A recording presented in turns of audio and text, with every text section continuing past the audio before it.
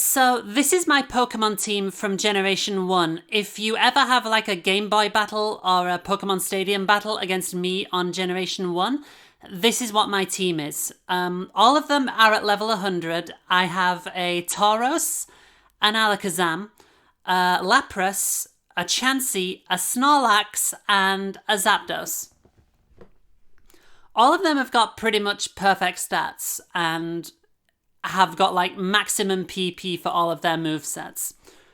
My Tauros has as their moveset Hyper Beam, Body Slam, Blizzard, and Earthquake. The thing with Tauros is, first of all, it's normal type, so it basically has no weaknesses, because the only weakness that normal has is fighting, and there isn't a single fighting move in the game that can do shit to Tauros. And Tauros's other stats are all just so bloody high. Tauros is, if anything, the most powerful non-legendary Pokemon in Generation 1, just on the whole.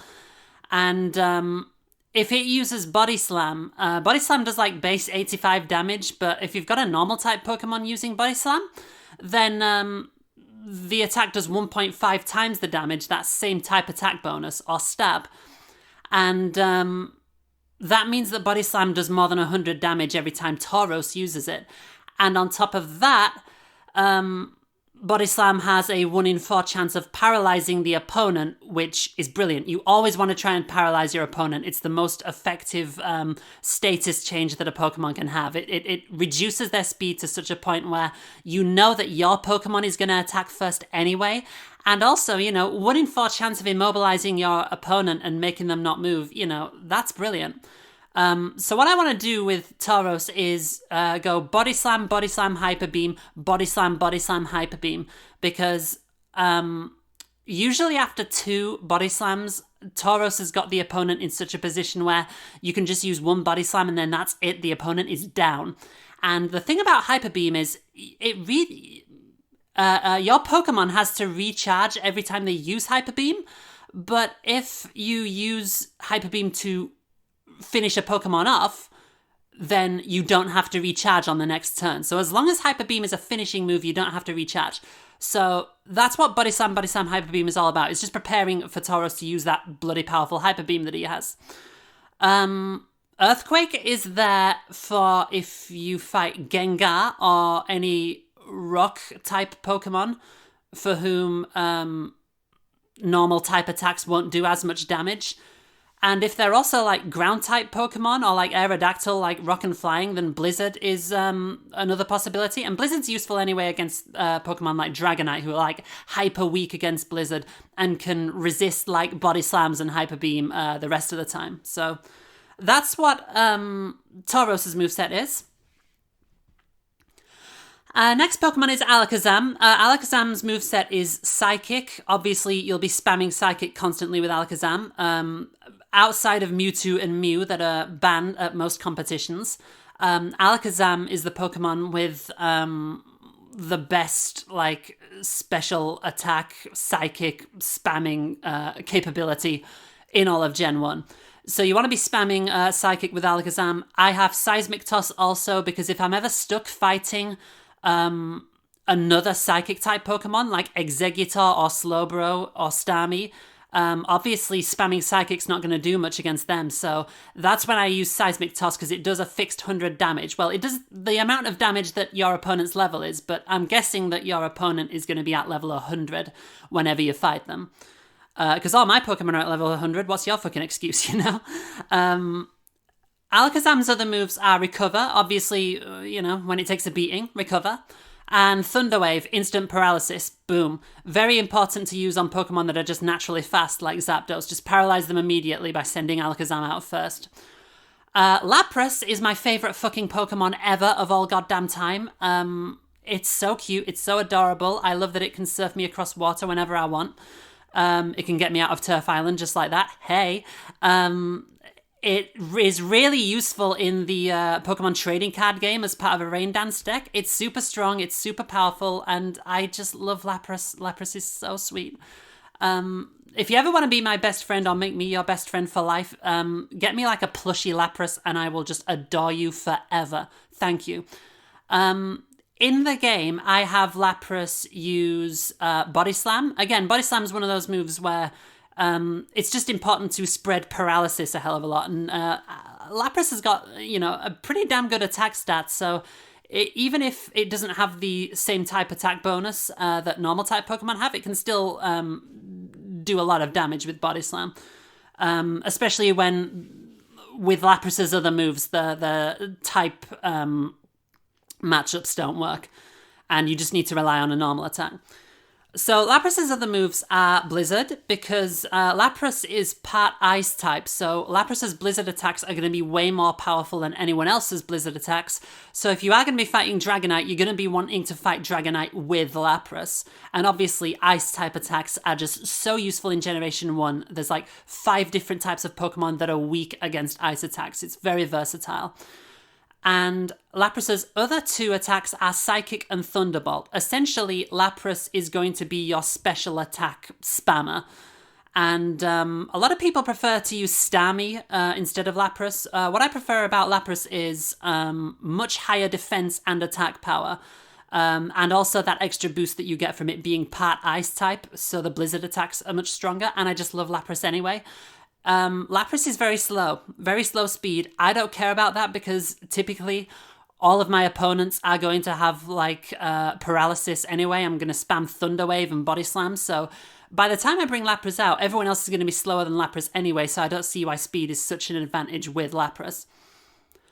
Pokemon number 4, Chansey. What moves does Chansey have? I don't remember. Oh, yes. Soft Boiled, obviously the best healing spell in the game. My Chansey has more than 700 HP, which is fucking wild. It's like... I think that's the highest HP in the game is Chansey. And I can tell you from experience, having a Pokemon with 700 HP, you're never going to take this motherfucker down. I mean, even though Chansey has the weakest attack stats and the weakest defense stats in the game... But Chansey's second move is Reflect. You have to use Reflect with Chansey, otherwise it becomes too easy to take down. Once Chansey's used Reflect, with the HP that it has and Soft Boiled, you just can't take Chansey down. It's impossible. And Chansey's other 2 attacks are Psychic and Blizzard. Chansey has very, very high special attack stats. You're going to be spamming Psychic and Blizzard using Chansey, and that's what you're going to be doing with it. And again, it's a normal type Pokemon, so it doesn't really have any weaknesses. Pokemon number 5 on my team is Snorlax. Snorlax has basically the same moveset as Tauros. It's got Body Slam, and also Earthquake, and also Blizzard. So, same rationale for attacking with Snorlax as we have with Tauros. The key difference is, Snorlax did have Hyper Beam at one point, but then I swapped out Hyper Beam for Self-Destruct once I realized how useful Self-Destruct actually is.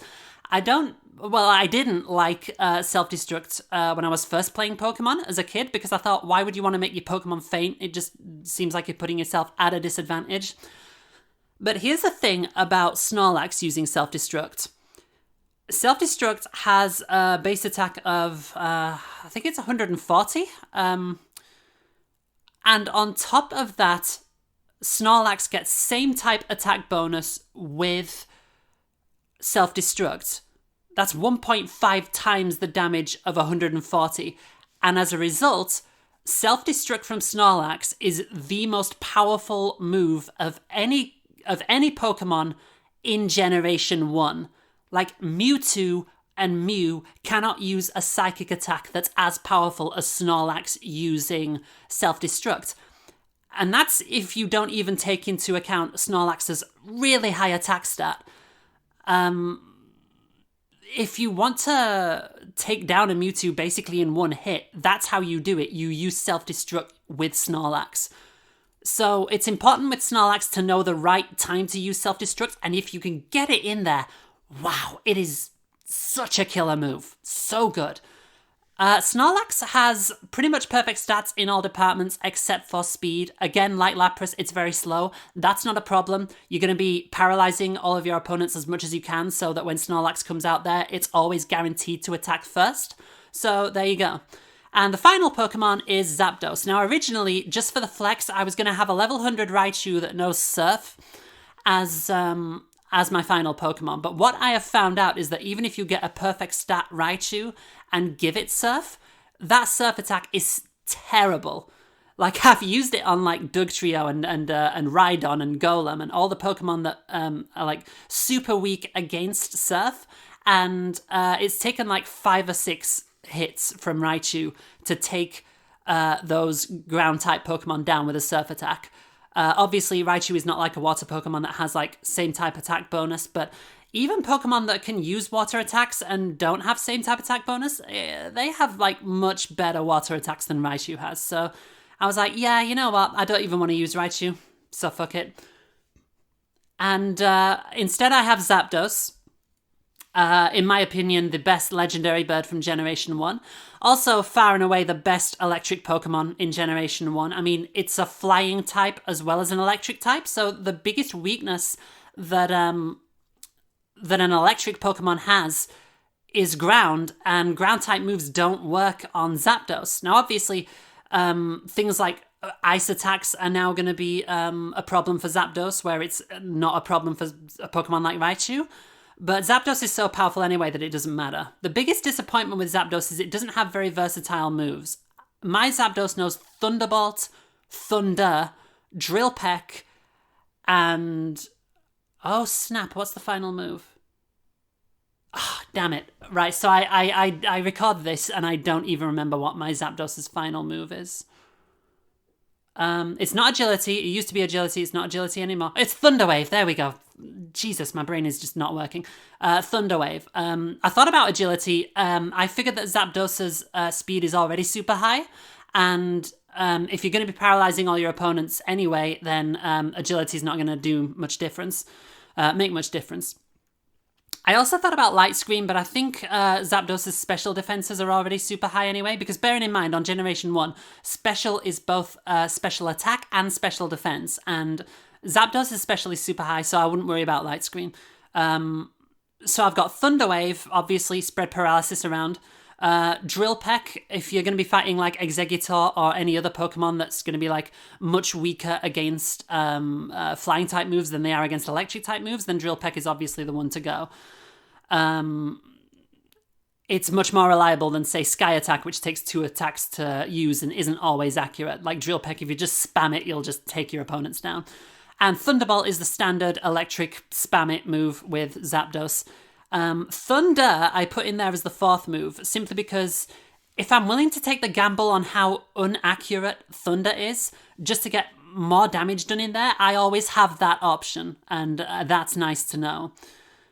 And yeah, that's my Pokemon team from Generation 1, and I used this team to beat all of Gym Leader Castle round 1 and 2 in Pokemon Stadium. I used it to beat all of Prime Cup. When most of them were at level 50, I saved them on my N64 cartridge and beat all of Poke Cup round 1 and 2. So outside of Pika Cup and Petite Cup, I pretty much nuked the entire game with this particular team. And I also beat Mewtwo level 100 at the end. And I managed to unlock Surfing Pikachu using this team. Well, I removed one of the Pokemon and I don't remember which one, because you have to have a level... you have to have a level 3 or whatever Pikachu in your team to unlock Surfing Pikachu. So I don't remember which Pokemon I actually got rid of for that fight. But anyway, I'm just rambling now. So yeah, that's my team. If you want to like talk about your own teams or anything, then leave a comment on this video. And yeah, I just recorded this because I wanted to road test my voice, because I'm doing a Pokemon podcast very soon. It's going to be called Is Pokemon Stupid? And it's going to be me as a grown adult, knowing what I know now, looking back on my favourite childhood TV show and trying to address the question that my parents and my teachers and every adult that I knew at the time was asking about Pokemon, which is Pokemon stupid? Like, is Pokemon as stupid as they all said it was? And yeah, the answer's going to be interesting. Follow me at TransCougarGirl on Twitter and you'll get more information on that as time goes on. So yeah. My name's Lena Ray Kelly, TransCougarGirl. Bye!